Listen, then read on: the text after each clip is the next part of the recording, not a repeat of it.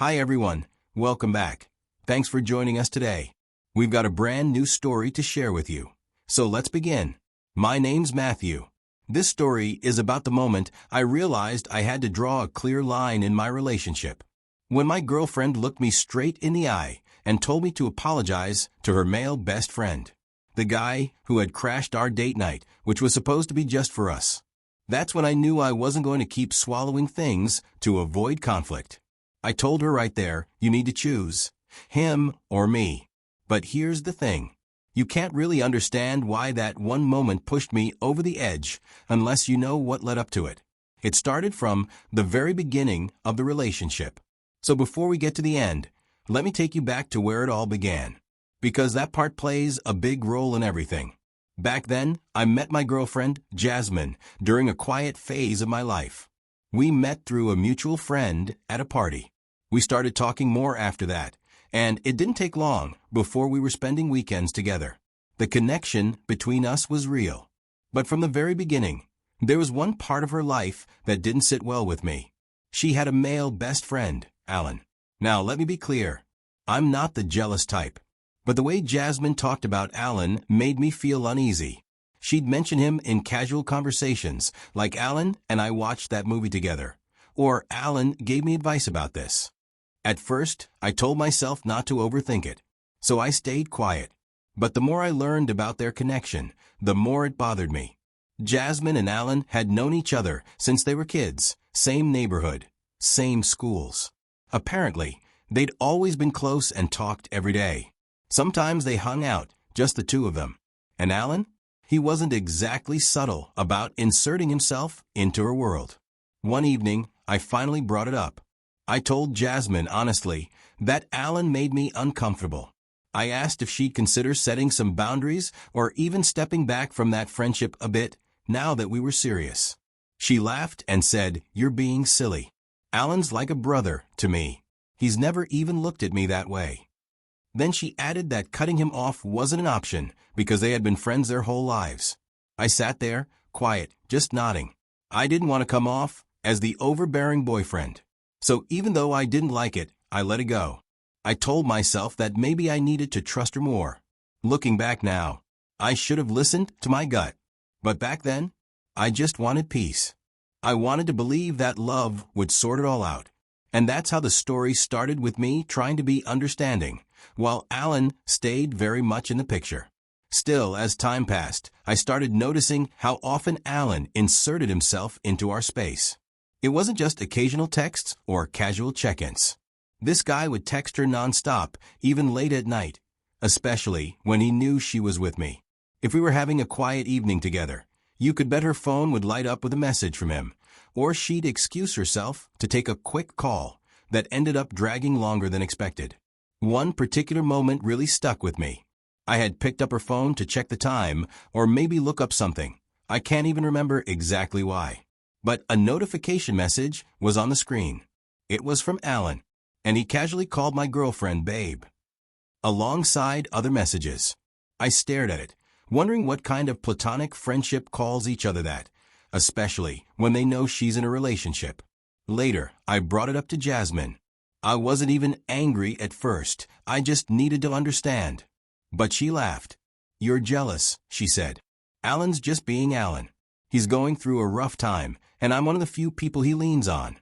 That was her excuse every time I questioned the nature of their closeness. "He's struggling. He needs support. It's not what you think." But to me, it was exactly what I thought. The signs were right in front of me. And so I told her straight, "I think this guy might low-key want to tear us apart." Of course, she dismissed that too, like I was being paranoid. But the question kept echoing in my mind. If Alan really just needed a friend, why didn't he find his own girlfriend? Why did he always have to be so close to mine? I don't believe in cutting people off from their friends or micromanaging who they talk to. But the tension was building inside me. So I chose to play it cool, to avoid unnecessary conflict. But deep down I knew I was just delaying the inevitable. So here's where things started to get really frustrating for me. I made a conscious decision to try and be civil with Alan, even though I had a bad feeling about him from the start. I figured maybe if I showed Alan some respect and tried to be friendly, things would ease up. Maybe he'd back off a little, or, at the very least, stop trying to act like he had more of a claim on Jasmine than I did. That was me being hopeful, naive even. So, I started making small efforts. I invited him into conversations when it made sense. I wanted to believe that if I treated him like a friend, he'd respect the boundary of my relationship with Jasmine. But instead, all I did was open the door wider for him to step in, and not in a good way. The more friendly I was, the bolder Alan became. It was like he took my civility as some kind of invitation to insert himself even more into my relationship. He started calling Jasmine even more often, especially when he knew I was with her. Texts would come in late at night.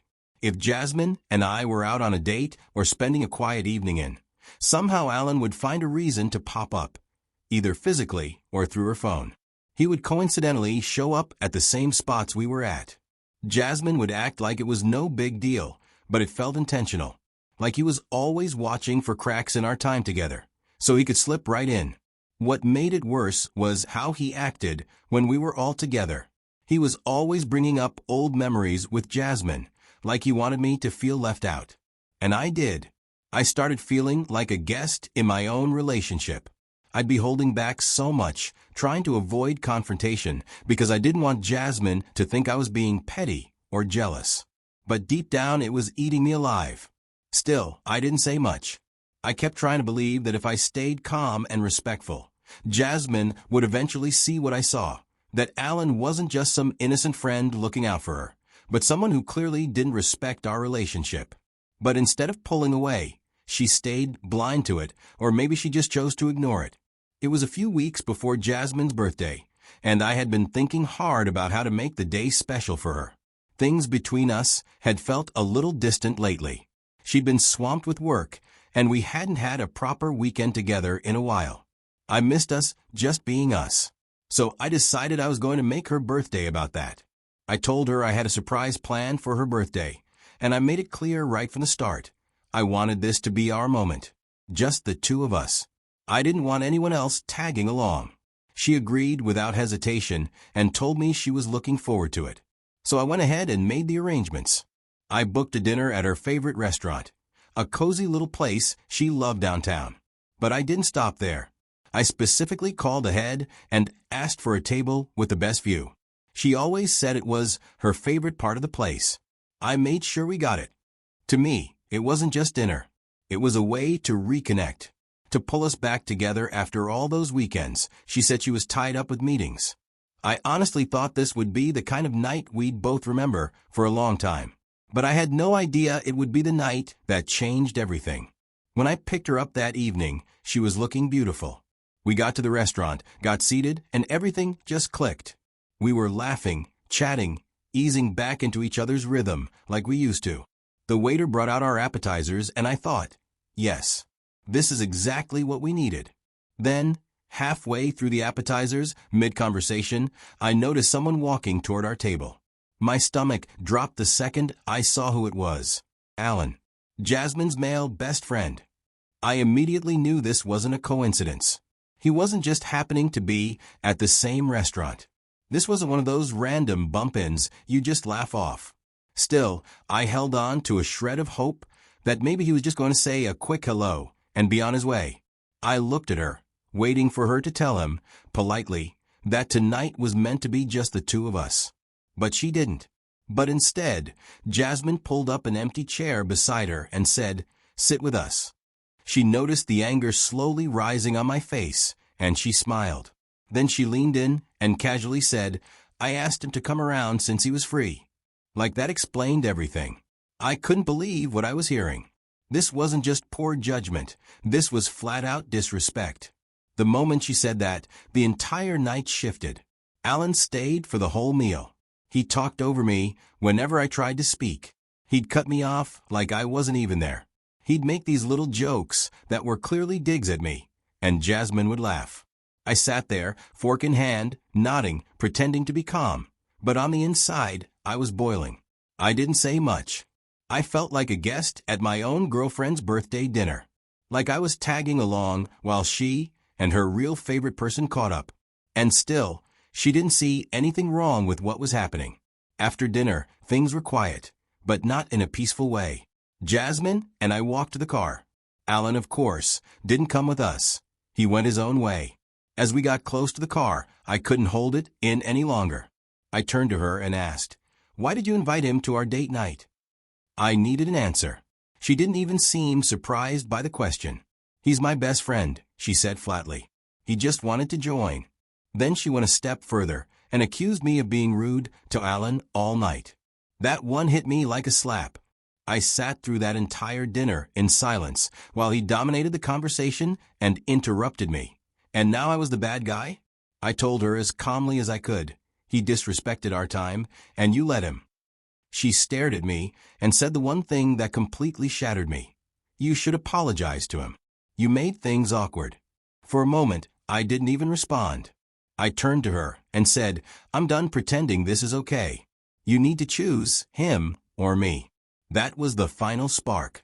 She snapped, started yelling, asking if I was really giving her an ultimatum, called me controlling, insecure, all the words people use when they want to shut down a conversation instead of facing it.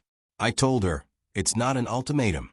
I'm just tired of being insulted because of this guy." She didn't choose me. Instead, she went quiet. I got into the driver's seat, started the car, and left her there. I didn't ask how she'd get home. I didn't text to check later. I was done trying to fight for someone who kept making me feel like I was the outsider in my own relationship. The next morning, I woke up to a long message from her. And I wish I could tell you it was an apology or some kind of acknowledgement. But no, it was full of blame. She told me everything was my fault, that I ruined the night, that I was insecure and jealous. She made it clear she wasn't going to cut off her friendship with Alan because of my issues. And reading that, it just confirmed everything I already felt. She wasn't ready to put me first, wasn't even willing to see things from my side. So I replied with a simple message. "I wish you well, but I won't fight to stay where I'm not valued." Then I blocked her number.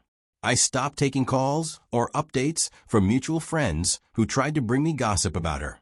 I needed to move on. Months had gone by. I won't lie and say it was easy, but with time, the silence between me and Jasmine became normal. I had made my peace. Then one day, out of nowhere, I got a message. It came from an unsaved number. At first, I thought it might be spam or one of those mass texts you get from some app you never signed up for. But something about the way it started, it felt familiar. And then I saw her name. It was Jasmine. She said, "Hey, can we talk?" I stared at the message for a while, but I didn't even think twice. I typed back, "No," but she didn't stop there. She kept messaging. She said she just wanted a few minutes, that she didn't expect anything from me, just that I'd listen. I still wasn't comfortable talking, so I refused to take her call. I didn't want to hear her voice trying to smooth things over. So instead, she sent a long text. And when I say long, I mean it looked like a novel. I almost didn't read it, but curiosity got the better of me. I opened it, and what she said hit differently. She told me that after we ended things, she and Alan tried dating. She didn't give a ton of details, but it was clear it fell apart fast. Apparently, all the "he's like a brother to me" energy went out the window once I was gone. According to her, during one of their blow-ups, Alan admitted something that made her stomach drop.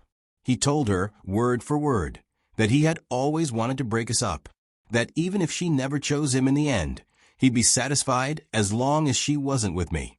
Reading that, it didn't make me feel good, because I had seen this coming from the beginning. I had warned her, and I was made to feel like the jealous, insecure guy. So I replied with another message. "Good for you." That was all I had left to give. I didn't let the conversation continue. I didn't open a space for more back and forth. Before she could type another word, I ended it with, "Don't ever contact me again." And I blocked the number, for good this time. So now I ask you, what would you have done in my shoes? Do you think I was wrong for walking away? Let me know in the comments.